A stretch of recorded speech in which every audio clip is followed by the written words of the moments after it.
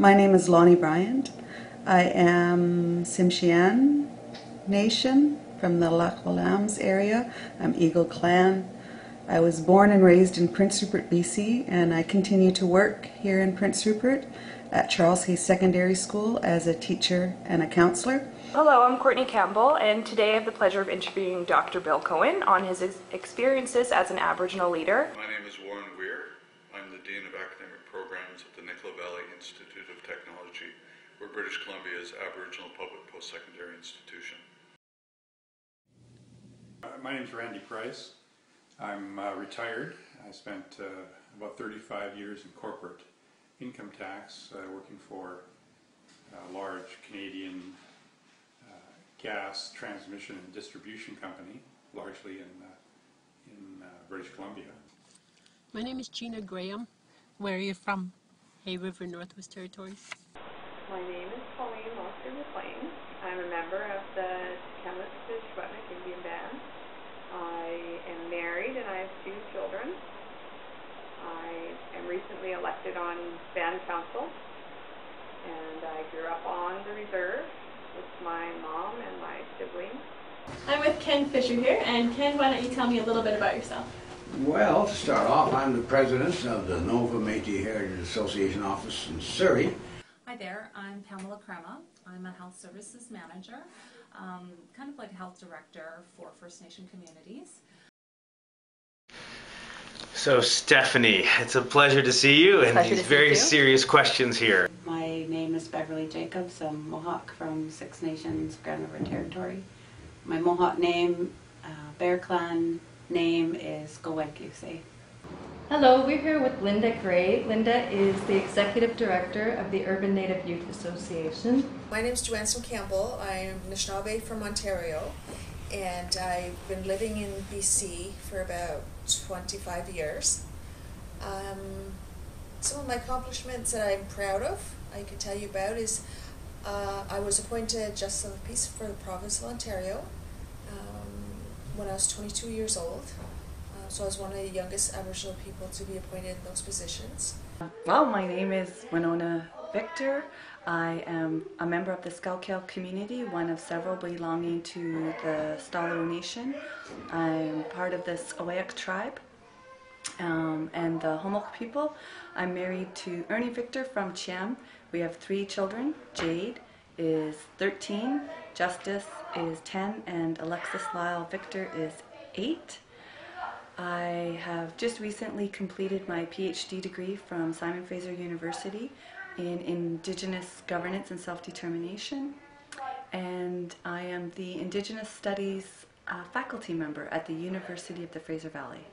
Good afternoon, my name is Bobby Tatouche, and I am here with Andy Callaghan, who is the Program Supervisor of the New Chilno Employment and Training Program, as well as the current President of the BC Coastal Regional Council for the Canadian Red Cross. From the Mowatchit First Nation, that's where my ancestry comes from, and then also I'm from Hiltic, from Bella Bella. It's where my aunt married into, and I moved in with her at a young age, so they sort of have taken me in there.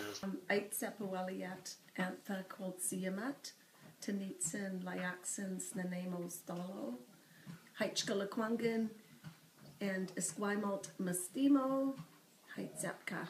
So in my very broken Hokomilam, I've said that I'm called Siamat. My English name is Rabina Thomas. And I've told you that I'm Layaksin, Snanemo, and Stolo. So I'm Layaksin because I was married before the Indian Act changed in 1985, but my grandmother is Snanemo and my grandfather is Stolo. So in my way, I really feel that I'm connected to the Snanemo First Nations through my grandmother and my mother. And I've thanked the Esquimalt and the Songhees people for allowing me to be in their territory and just said thank you. So that's a bit of who I am in that sense. I teach at the University of Victoria in the Schools of Social Work, and I am the co-chair of the First People's House for the last couple of years in a temporary position. I'm a director of the First Nations Centre and also an adjunct professor in First Nations Studies at the University of Northern British Columbia. But I'm also help develop Aboriginal communities in healthy ways and revitalization of traditions. What initially motivated you to take a leadership role in your community? It was kind of, it was a bit by fluke. I never aspired to be a leader or that sort of thing. I was engaged in literacy projects when I was first decided to go to school to become an artist.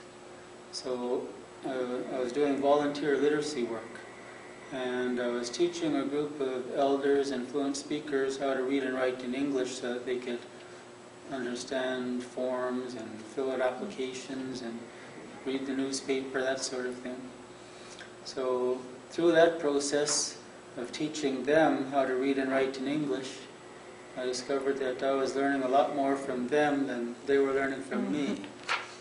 So what motivated me there was that I needed to get more credentials, more qualifications, so that I could in turn give them qualifications and certificates and that sort of thing. So that was a motivation by fluke that just put me in a place where I was going further in education and never forgetting community responsibilities. Did you intentionally go into leadership, or was it something that just happened? I think I didn't intentionally go into it, but I think that it was one of those things that it was meant to be. My grandfather was the last non-elected chief in my community. He was the last. It's not really hereditary, because it's the people in the community would have seen the leadership potential in him when he was a very young man and put him into that position.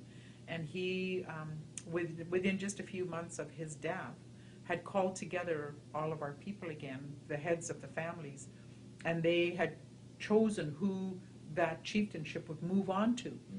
And it was in 1953, and at that point the Indian agent came into the reserve and said, you can't do this, you have to have elections like it tells you to do in the Indian Act. So he was the last non-elected chief. And because of that experience in my family, my mother always she kind of raised me in that with knowing how to handle a responsibility, I think is the best way of putting it. What are you hoping to get from your education?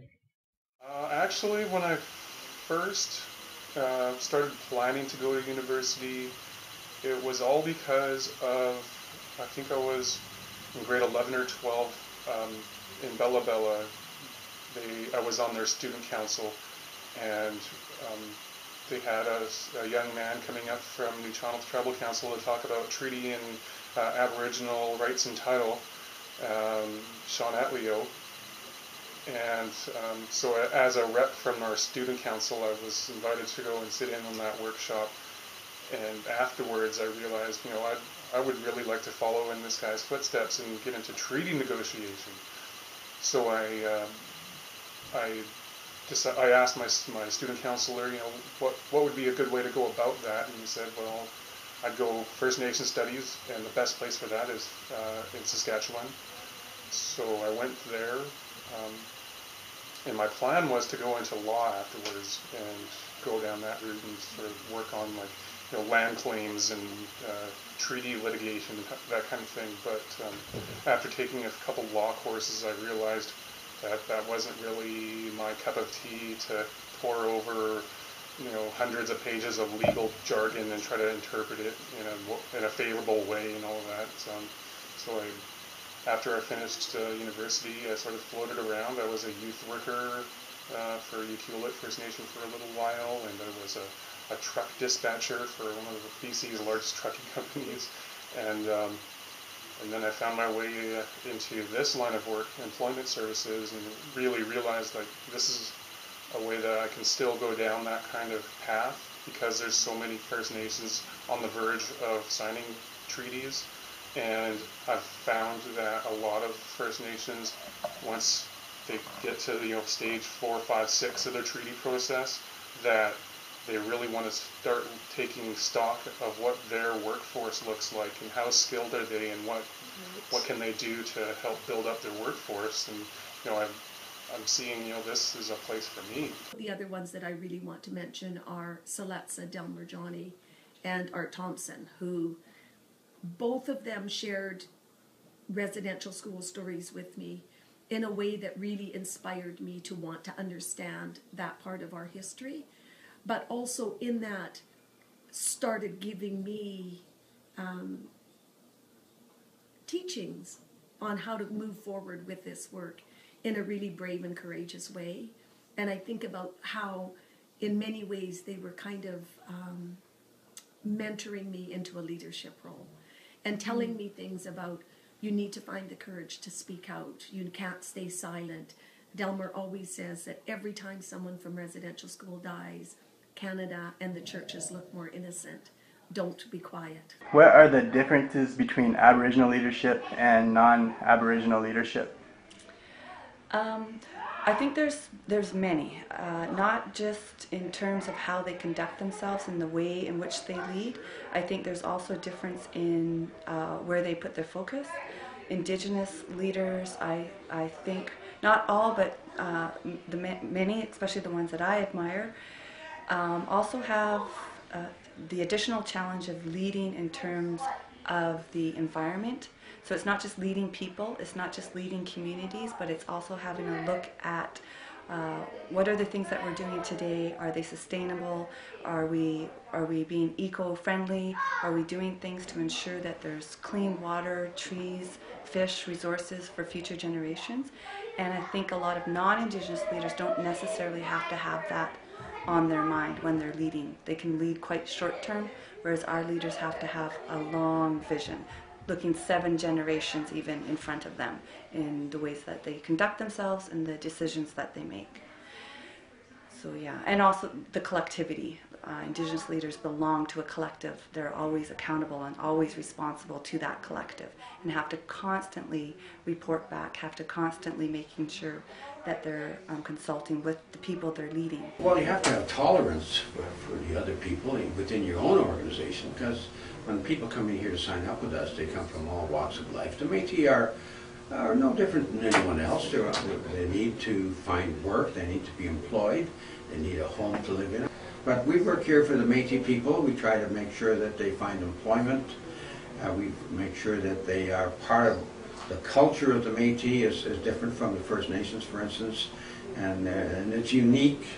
And our history is somewhat different, although not forgetting the fact that Métis have Native Indian ancestry. In my case, it's Cree, but on the other side of my family, it's French and Scottish. So what advice would you give to the Aboriginal youth who are unsure where to start in helping out their communities? There's because of the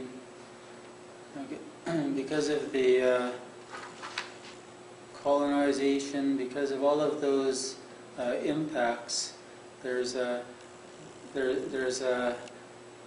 say there's a lack of confidence, or people are unsure of how to do things in communities, who to talk to and how to learn, and there's also some elders who say you should know that already, and so there's a lot of tensions, contradictions, but the main thing that I would suggest is don't be afraid to make mistakes, don't be afraid to ask, and don't even be afraid to offend people, as long as you're doing it with a good heart and you're sincere. And if you offend somebody, just say sorry and get on with it. We learn by doing. What's happened in the past and that I've experienced is that many people don't get involved, or they don't engage, or they don't become active because they've been tentative, or because the tensions in the community are such that they're kind of reticent or held back. So I say, don't be scared to find out. We learn by mistakes, we learn by doing. What are some good qualities a leader must have? Well, a leader obviously must be able to communicate, and in order to be a successful communicator, you do have to have some interpersonal skills. Otherwise, you're dealing with human beings, and they, would rather deal with somebody that was friendly, humorous, fair, and exhibited all the qualities of a human being. Do you think a leader is born, or can one be created? Well, there's always been this discussion around whether or not leaders are made or whether they're born. Whether you can learn to be a leader or you just become a leader because that's your fate. Some of the communities, some of the First Nations communities I work in that believe in hereditary leadership say that you are born into positions of leadership. However, interestingly enough, there may be many people that are in line to be the hereditary leader. They still have to prove themselves. And I believe that. I think that everybody is born to be a leader. I think everybody has the potential to be a leader, but I think that some people are provided the opportunity to be leaders and take advantage of that opportunities while others don't. And so, if you're fortunate, if you're in the right place at the right time, you can learn to build on what you're born with and become a leader. What is one characteristic that you believe every leader should possess? I think every leader should possess integrity. I think to work with people, to work in communities, integrity is something that all leaders should have. We need to learn to trust them and to be trusted. What is your preferred leadership style?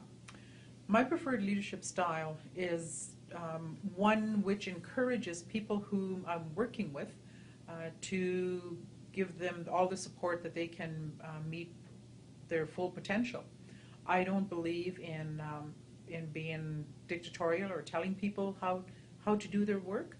I prefer to support, I figure people come with a certain set of skills and they use those skills and I give them the support they need to get better and better at what they're doing. And it kind of goes in line with what we believe as Ktunaxa people, that there isn't any one individual that knows everything. There's in ancient times with our people, we always had leaders for different functions. We would have spiritual leaders and medicinal leaders and geographers and house builders, and so that people had their specialty, and then you would support that person to make them better at what they're good at. And so that's really what I believe leaders I think are best when they really do just help people to be better at what the person's good at. Right. How do you engage your cultural teachings while kind of living in a 21st century, professional world? All of those principles, the basic principles of peace, of having a good mind, of compassion and caring and sharing and having that understanding of that unconditional love, those are basic teachings within where I come from, being Haudenosaunee, through our great law of peace and the teachings and the principles of the strength of women also within our culture and living it. Right. Like I said earlier, is carrying those principles with me on a daily basis and using them and using those principles in life, in whether it's professionally or personally. Right.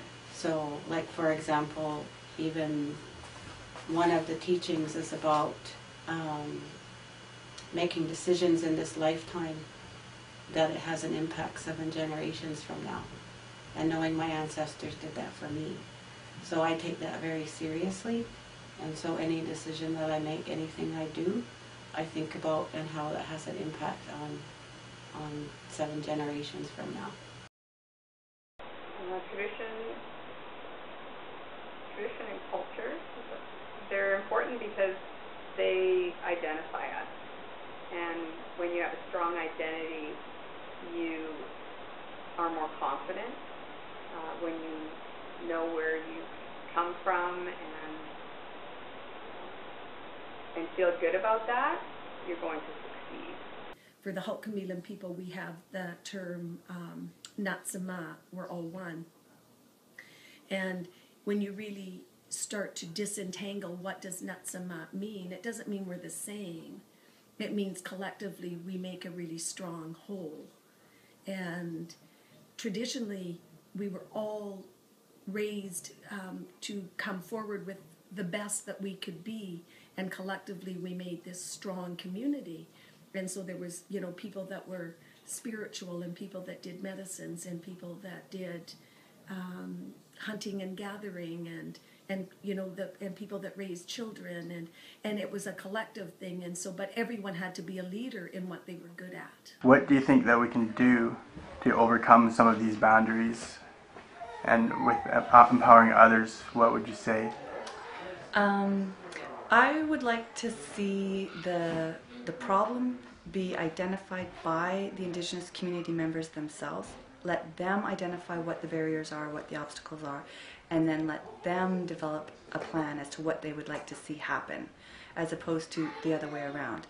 So quite often some of the communities are told from outside sources, this is what you need, this is what you're going to do. Economic development, I think, is a great example. Oh, if you just build a business, everything will be fine.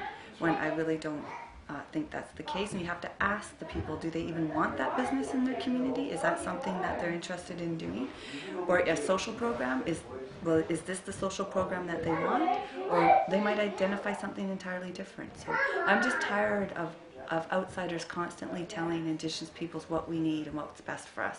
I think it has to be organic, and it has to be internal. It has to come from the inside out. And I think all those barriers will dissolve. The biggest challenge is finding success at universities for our Aboriginal males. If you look at our graduation rates, it's almost 8 to 2 that the females are graduating over the males. The males stop out or drop out, and then if they stop out, then they come back. But it's taken them 7-8 years to get a degree. The females seem to be taking 5 or 6 years, and it takes them longer, and there's more of the males that stop out or drop out. And I just really want to motivate them to get their bachelor's degree. But I think that helps too, the females, is that you know, sometimes they are coming from communities to where there's a high levels of violence. And I just wanted to be able to share that there is male role models that are reaching balance, and that's what we should expect from all of our Aboriginal communities. You could see that I'm passionate about community development and social development. I really do feel that there's too high of a level of violence in our communities. Externally, there's violence because of the racism against us. As Aboriginal peoples, there's racism against us, and we deal with that every day. But internally, our communities are plagued by so much violence against our women and children. I'm not saying the boys are getting victims of violence too, and our males have to really live up to their traditional roles, and I really think that's very important. So as a role model, I do my best to role model that. Is that you can reach academic success by revitalizing your traditions, but you can be successful in an academic institution. But I also am a good role model in community development, that we get back to traditional values. And the traditional values is our males, our grandfathers, our fathers, our uncles, our cousins and nephews, and are all healthy, reaching balance, and that they are protectors and peacekeepers for the community rather than being so violent. As a student in the undergraduate, the bachelor's program, and then in the graduate program, the Masters of Social Work, I would be continuously troubled by the lack of engagement, particularly really in-depth engagement on Indigenous issues of racism, any kind of marginal issues, you know, the gay, lesbian, transgendered, bisexual issues. They would be touched on, and then we would just kind of carry on. And it always troubled me, and it always bothered me, and I would always be the student putting up my hand saying, well, gee, that's not my experience, or I don't think we're done with that yet. And it bothered me, and I was always a student that was, you know, probably every professor's nightmare, saying, You know, I don't want to do this assignment this way because it doesn't really meet my needs, but I would be willing to do it this way, if that's possible. So I was always trying to renegotiate how to do things to make them relevant, and I was determined. I was determined to make education relevant for me. You just find ways to dig down and get things done. You meet the challenge. I'm not saying I'm not one of those procrastinators that I'm always harping on in my class. I think I'm the role model on that, but when it comes right down to it, again, all those things are a passion, and it's never work when you enjoy doing those things. So if you can find all the joys in those things that you love, and find the joys even in the things you don't love, you need to get done. Find something good about all those things. It just happens for you. How do you lead a balanced life? Yeah, balanced life. I'm not sure there is such a thing as a balanced life. There are ebbs and flows, and I'm fortunate that I'm in relationships with other people, and so the balanced life is not just my life, it's also my wife's life and my kids' life, and figuring out how do we keep the lines of communication open to know if we're heading down different paths as opposed to continuing on a life journey together is a very much it's a tough thing, and it's a daily and weekly aspect of it. We have weekly conversations about, okay, what's coming up this coming week. We do that in our family life and also professionally. You have to lay out some of your work plans and say, yeah, this is what we want to be achieving in the long run. Here's what we think we can do in the coming month, 6 month, year, and here's what it's going to take to actually get there. And so making the decisions then collectively about how do you devote your resources, and a lot of it is time. That is a decision that I make with on the personal side with my family, but also on the professional side. That's what we all do in our business, is to trying to figure out, okay, well, we're trying to achieve these goals, and this is how we think it's going to get there. Understanding the resources we need to put into that, whether it's our own time, other staff time, financial resources, etc. So it's again boils back to that main point of communications. The best leader is a leader that lives their values and beliefs. So it's not necessarily a list of attributes, have a degree in this and have taken this, motivational speaking course and have done this and have that. It's not a list of attributes. It's about living our values and beliefs. So, when I talked about curriculum being relevant, most people you talk to will say they go into social work because they're good helpers. And so I say to them, are you good helpers to all human beings, or is there just a real finite little circle of human beings that you actually are comfortable working with? And students will look at me kind of surprised, and I'll say, so you're okay working with the drug-addicted mom, pregnant mom that you see on the street? Right. You're okay working with, the panhandlers that you loathe because, they're taking up your space on the sidewalk when you're bustling around on a Saturday afternoon trying to do your downtown shopping. Are you okay with, the gay, lesbian, transgender, bisexual community? And so I really forced them to say, what are your values and beliefs? And how do you work with those people? So if you say you value human beings, do you value all human beings or not? And if you don't, then you can't say you value human beings. You can say you value like-minded human beings. And so I really forced that. And what the women said to me is that, a really good example that the women focused on a lot in my research is, if we valued all human beings, we wouldn't have 600 Indigenous women missing and assumed dead across Canada, nor would we have 50+% of the children in care Indigenous. And so they said, we need to start walking that talk. If we believe in teachings like Natsima, that we're all one, then these women and children aren't disposable. Right.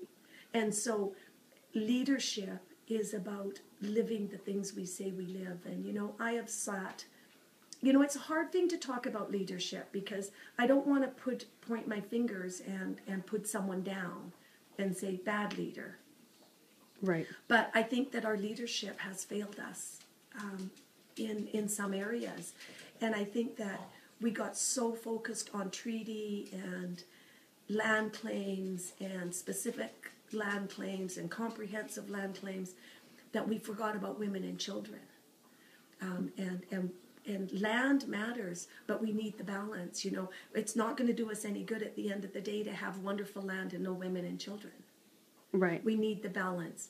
And so the qualities that we need to look forward is to take our teachings and make them lived values. So Natsama means we are all one.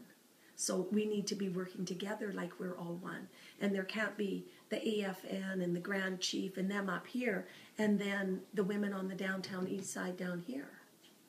We need to find the balance. We need to be flipping things around. And so, and you know, it sounds easy as saying like Natsaman. You hear people say, all my relations. Mm-hmm. And I'm sure other like communities, other languages and cultures have a word. And that sounds really easy. And I always challenge students and say, try live that for a day. Try for one day to live believing you're one with the trees and the hummingbirds and the eagles and all that we walk on. And to be thinking about, you know, are we recycling, reducing, reusing? Or are we lazy? You know? So just all of those things, like they're all very, very connected. And we need to think about our role in that and challenge ourselves to step up to the plate. And so leadership is in some ways very, very simple. We have teachings. The elders said to me, the women said to me, we have all the teachings we need to be the strongest group of people in the world. They're all there. We need to figure out what they mean and how to live them. That's our challenge. What advice would you give for people who may be entering a leadership role for the first time? I think that people just really, really need to try to recognize that they are leaders in their lives, no matter what they're doing. If they're making a positive decision, whether it's about going to school and encouraging other young people to go to school, or they're learning their culture, like that's leadership into themselves. So I encourage people to take compliments as they're meant, so that they can actually start to believe in themselves and build upon their leadership skills and share that with other young people. Leading a healthy lifestyle, living a healthy lifestyle, and trying to promote that within my community. Maybe I'll inspire others to try to do the same.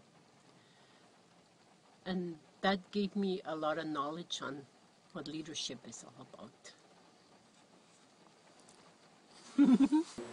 Looking forward to seeing you emerge as an intellectual and scholarly leader.